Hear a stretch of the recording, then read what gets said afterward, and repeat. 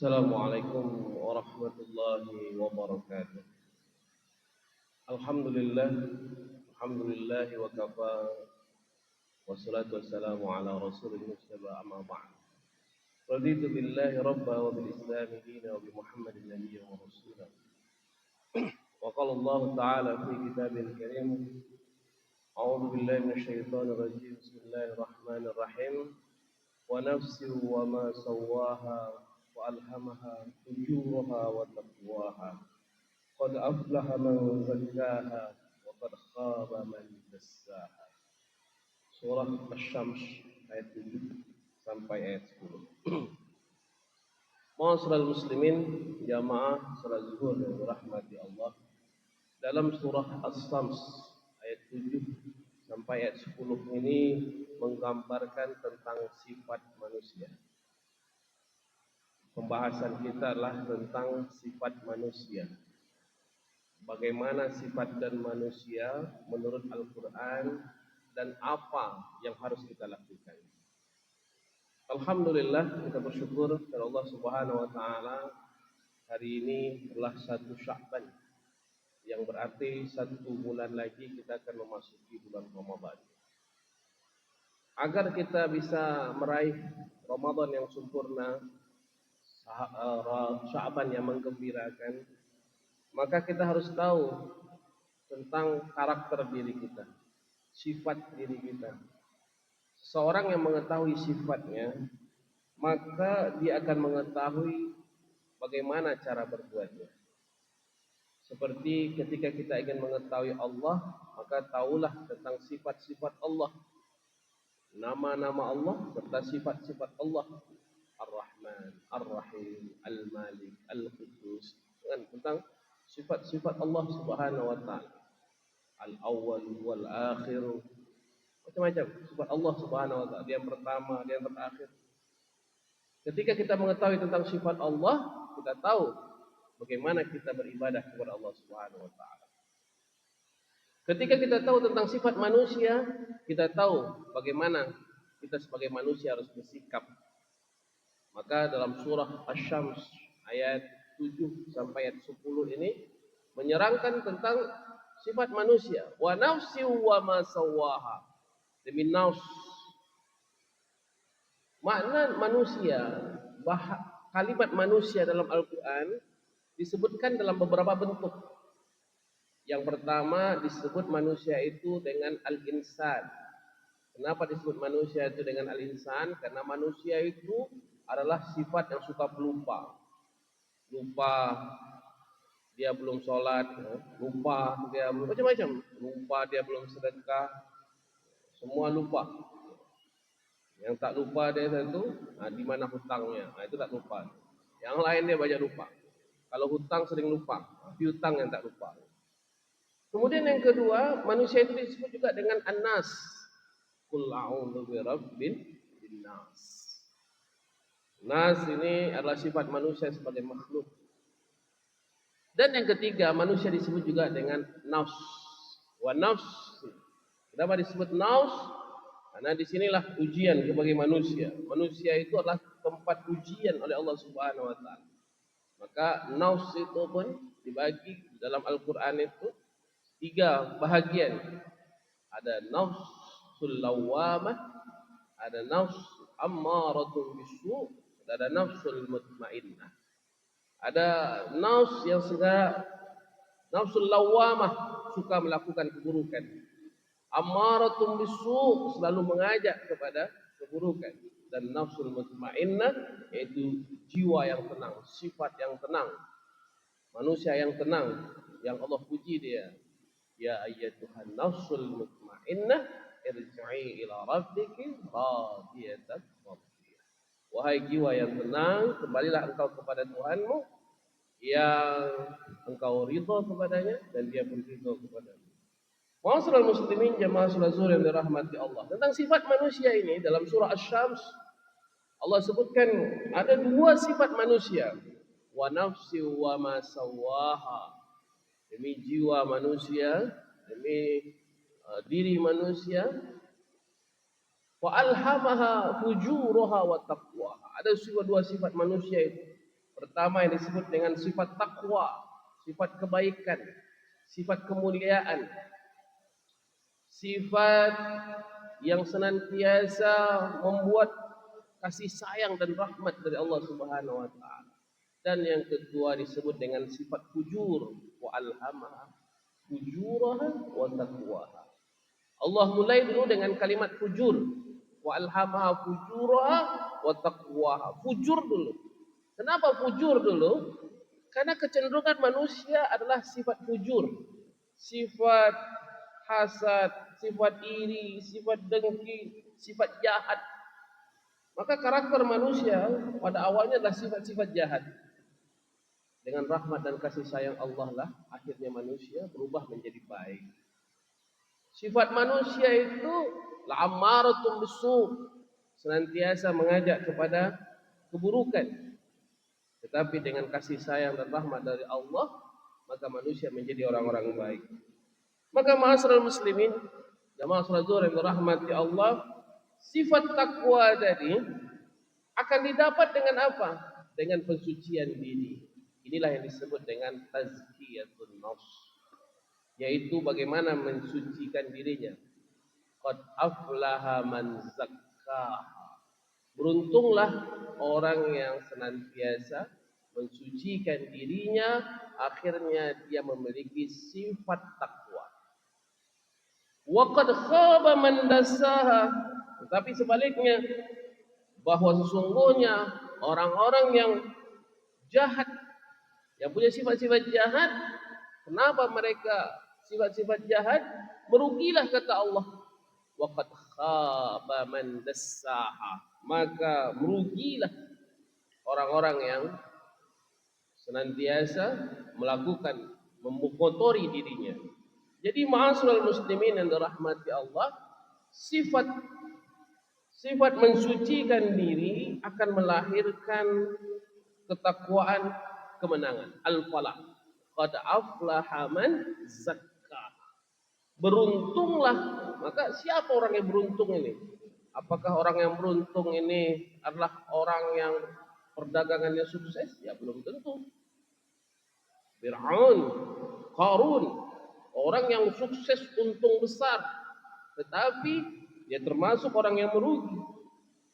Siapa kita sebut lagi? Banyaklah orang-orang kaya, dia punya harta banyak, tetapi belum Allah katakan dia sebagai orang yang beruntung. Siapa yang Allah katakan mereka orang yang beruntung? Qad aflaha man zakka. Beruntunglah orang yang senantiasa mensucikan dirinya, membersihkan dirinya, memperbaiki dirinya. Nah, inilah disebutkan oleh Allah orang yang beruntung. Wa qad khaba man dassaha. Kemudian merugilah kata Allah. Siapa orang yang merugi? Apakah orang yang bangkrut karena perdagangan? Belum tentu. Apakah karena jualannya tak habis-habis? Ya belum tentu juga. Apakah karena dia tak punya uang? Bukan. Bukan itu orang yang merugi. Siapa orang yang merugi kata Allah? Wa qad khaba man dassaha. Berugilah orang-orang yang mengotori dirinya. Maka ma'asyiral muslimin dan dirahmati Allah, siapa yang beruntung? Orang yang mensucikan diri. Siapa yang merugi? Orang yang mengotori dirinya. Maka ma'asyiral muslimin dan dirahmati Allah, pembahasan kita ya, bagaimana pertama kita membersihkan diri. Yang kedua, bagaimana kita menjauhi daripada mengotori diri. Jadi ada dua pembahasan kita pada siang hari ini. Pertama, apa saja hal-hal yang bisa membersihkan diri kita? Terutama sebelum Ramadan ini, sebulan lagi kita mau Ramadan. Apa saja yang hal-hal yang bisa membersihkan diri kita? Yang pertama, kata Allah Subhanahu wa taala, sifat syakur. Senantiasa bersyukur. Apa makna syukur? Syukur adalah senantiasa bahagia dengan setiap ketetapan Allah Subhanahu wa taala. Itu disebut dengan syukur. Dan bentuk kesyukuran itu adalah dengan memperbanyak ibadah kepada Allah. Ketika Rasulullah SAW beribadah di tengah malam sampai bengkak kakinya, ditanya oleh Aisyah, "Ya Rasulullah, engkau ini adalah orang yang sudah diampuni oleh Allah dosanya. Engkau ini adalah orang yang paling taat kepada Allah Subhanahu wa taala. Engkau ini orang yang paling dicintai oleh Allah Subhanahu wa taala. Kenapa engkau masih ibadah kepadaku? Kata Allah, kata Rasulullah sallallahu kata Allah, kata Aisyah. Apa kata Rasulullah sallallahu la'alli abdan syakura. Apakah aku ini tidak termasuk hamba yang bersyukur? Maka ma'asyiral muslimin yang dirahmati Allah, bukti konkret syukur itu bukan hanya sekedar mengucapkan alhamdulillah. Tetapi syukur itu adalah implementasi, pelaksanaan, pengejantawahan orang sekarang. Bagaimana mempraktekkan daripada kebahagiaan itu. Itulah bentuk syukur. Ketika kita mendapatkan nikmat, kita bersyukur dengan jalan apa? Pertama dengan jalan ibadah kita kepada Allah. Senantiasa mendekatkan diri kepada Allah. Puasa, bersedekah. Itulah bentuk-bentuk syukur. Itu bentuk konkret daripada syukur yang diajarkan oleh Rasulullah SAW. Ketika kita mendapatkan nikmat, kita berangkat umroh, berangkat haji, itu bentuk daripada syukur. Ketika kita mendapatkan rezeki dari Allah, kita membantu orang lain, itulah bentuk daripada syukur. Jadi syukur itu adalah bagaimana kita bisa berbuat dari kebaikan yang telah Allah curahkan. Yang kedua, subur, yaitu sifat memiliki kesabaran. Apa makna sabar? Kata Imam Ibnu Katsir menyebutkan ada 3 jenis kesabaran itu. Yang pertama as-sabru 'ala ta'ah. Kata Imam Ibnu Katsir itu sabar itu pertama sabar terhadap ketaatan. Dan ini yang paling berat. Sabar agar kita senantiasa taat kepada Allah itu disebut dengan sabar. Ketika umpamanya saja kita mendapatkan rezeki yang banyak. Umpamanya saja orang sedang ramai-ramainya, lagi mau lebaran, mau puasa. Ya. Orang mungkin kita sedang sibuk bekerja di kantor, di pasar dan lain sebagainya. Kemudian diuji ketika datang sholat, mana yang lebih dahulu kan? Sholat atau melayani orang, mendapatkan keuntungan besar. Kalau seandainya kita masih meninggalkan sholat, tidak mengikuti sholat berjamaah, berarti kita belum sabar dalam ketaatan. Maka ujian-ujian yang banyak ini adalah ujian bagaimana seseorang bisa senantiasa sabar dalam ketaatan. As-sabru 'ala ta'ah. Yang kedua, as-sabru antarkil maksiyah. Senantiasa sabar untuk senantiasa meninggalkan kemaksiatan. Maksiat tentunya senantiasa ada di hadapan kita. Umpamanya ini sesuatu yang menggiurkan.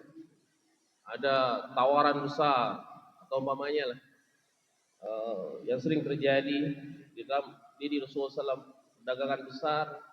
Pernah suatu kali Rasulullah itu bersaing dagang dengan orang-orang Quraisy.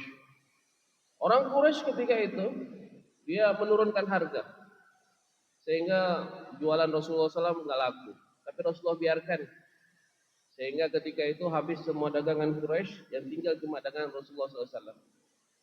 Ketika dagangan Rasulullah yang tinggal, kalau orang yang punya sifat-sifat tamak tentunya, maka pasti dia akan jual dengan harga yang tinggi. Ketika dia tahu bahwa ini adalah cuma satu-satunya barang yang ada ketika itu, niscaya kalau orang yang tamak dia jual dengan harga yang tinggi. Tapi Rasulullah SAW menjual dengan harga yang biasa saja. Beliau jual dengan harga modal tambah dengan sedikit keuntungan. Karena bagi beliau yang dalam hidup ini yang penting adalah keberkahan. Yang penting dalam hidup ini adalah bagaimana diridhoi dan dicintai Allah Subhanahu wa taala. Belum tentu keuntungan yang besar yang didapat itu akan membawa keberkahan dan kebahagiaan bagi kita. Tapi bisa jadi keuntungan yang kecil dan terus-menerus itu membawa manfaat serta kebaikan buat kita bersama. Dan yang ketiga, ma'asyiral muslimin, sabar itu adalah as-sabru an musibah. Sabar terhadap musibah, bencana, ujian, cobaan. Ketika Allah Subhanahu wa taala menghadapkan kita dengan berbagai ujian, cobaan dan lain sebagainya, bagaimana kita bisa menjadi bersabar. Inilah bagaimana cara-cara mensucikan diri. Dengan bersabar kita melatih diri kita untuk menjadi orang-orang yang sukses, orang-orang yang beruntung, orang-orang yang mendapatkan kemuliaan dari Allah Subhanahu wa taala. Ini di antara sifat-sifat manusia, sifat-sifat membersihkan diri. Tazkiyah, yang kita sebut dengan tazkiyatun nafs. Ada pula yang kedua adalah kita senantiasa menjauhi daripada sifat-sifat yang mengotori diri kita. Di samping ada kita senantiasa ketika di bulan Sya'ban ini kita berusaha membersihkan diri kita dengan syukur kepada Allah, dengan pertaubatan, dengan tolong menolong, kasih sayang dan lain sebagainya. Pada sisi yang lain, ma'asyiral muslimin yang dirahmati Allah, kita harus berusaha menjauhi daripada sifat-sifat yang bisa mengotori diri kita. Di antaranya adalah sifat ajula. Ini disebutkan oleh Allah dalam Al-Quran. Innal insana khuliqa ajula. Manusia itu punya sifat ajul. Apa itu sifat ajul? Sifat ajul itulah sifat yang tergesa-gesa. Pengen instan. Makanya segala sesuatu yang instan itu kan buruk. Mie instan, penyakit. Kita pengen makan, dicelupkan dengan air panas terus kita makan. Insya Allah merusak. Dan itu survei menyebutkan anak-anak zaman sekarang, anak-anak masih muda belia, umur masih 20, 30 tahun, 25 tahun itu banyak yang kena penyakit kanker, asam urat, macam-macam. Kenapa mereka banyak penyakit? Karena mereka terbiasa dengan makanan-makanan yang instan, makanan-makanan yang cepat saji, yang dalam freezer sudah berapa lama, tidak tahu kita, dengan pengolahan yang luar biasa. Maka hal-hal seperti ini sifat yang merusak. Ajul itu sifat yang merusak. Segala sesuatu itu perlu proses. Seperti ma'asyiral muslimin yang dirahmati Allah, kita belajar dari sejarah tentang Isra dan Mi'raj. Sebelum Rasulullah SAW mendapatkan perintah salat 5 kali sehari semalam, itu prosesnya panjang. Mulai dari Rasulullah melakukan perjalanan dari Masjidil Haram ke Masjidil Aqsa, disebut dengan Isra. Di situ Rasulullah melihat berbagai macam hal yang Rasulullah katakan bahwa sesungguhnya dunia ini pada akhirnya ditentukan oleh daerah sekitar Syam. Karena daerah antara Mekah dengan Baitul Aqsa itu, Masjidil Aqsa itu disebut dengan daerah Syam. Dan bahwa sesungguhnya daerah itulah daerah yang diberkati. Walau di situ sungguhnya peperangan dunia ini puncaknya di situ antara orang muslimin dengan orang Israel. Tetapi ma'asyiral muslimin yang dirahmati Allah, kemudian diperlihatkan, kemudian Rasulullah sendiri SAW itu ketika sebelum Mi'raj itu beliau pun mengimami semua para nabi dan rasul di Masjidil Aqsa. Kemudian naik ke langit pertama, kedua, ketiga, dan lain sebagainya sampai ke-7, diperlihatkan surga dan neraka dan lain sebagainya. Apa ini semua ma'asyiral muslimin yang dirahmati Allah? Proses. Jadi sebelum sampai kepada salat itu ada proses Rasulullah memahami tentang segala halnya sehingga Rasulullah SAW mendapatkan kemuliaan daripada ibadah salat. Jadi banyak sekali hal-hal yang perlu kita pahami, kita pelajari.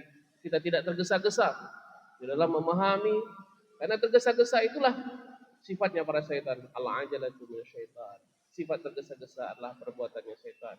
Semoga kita termasuk orang-orang yang senantiasa mensucikan diri dan menjauhi daripada segala dosa. Assalamualaikum warahmatullahi wabarakatuh.